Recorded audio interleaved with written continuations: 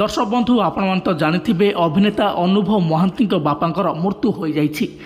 मृत्यु को आज को होइछि 7 दिन पर अभिनेता अनुभव महांती आज वर्षा प्रियदर्शिनी घर को जाइछन्ति। वर्षा प्रियदर्शिनी माँ को भूल मागी झील को बापा सुधिक्य जोग देवाई से परामर्श देवाई पाखरे प्रार्थना करिसेंति। एमिति किछि खबर एवं सोशल मीडिया बहुत जोरे भाइराल होछि। कहुछि अभिनेता अनुभव महांती वर्षा प्रियदर्शिनी घर को जाइछन्ति बोली।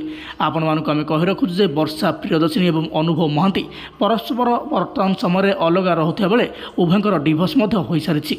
डिभोर्स होगापर वर्षा प्रियदर्शिनी बाप घर जाए रोचे। हेले आज शशुरंकर मृत्यु समय वर्षा प्रियदर्शिनी जोग न देता बेले अभिनेता अनुभव महांती किछि भूल बुझीपारी जाई माँ को आज क्षमा मागी कहुच्छी। वर्षा प्रियदर्शिनी दशा कार्य जोग देवी बोली कथा देइछन्ति बोली एक कथा कहुच्छी सोशल मीडिया किछि गणमाध्यम।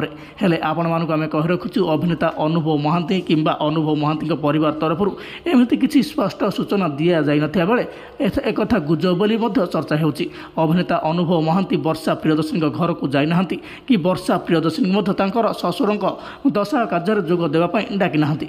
एक कथा संपूर्ण भावे मिछ बोली कहुच्छी। तेबे आपण मानक मतरे वर्षा प्रियदर्शिनी शशुरंकर दशा कार्य जोग देवा उचित कि नहीं आपण मानक मतामत आमको निश्चित भावे कमेंट माध्यम जणाइबे।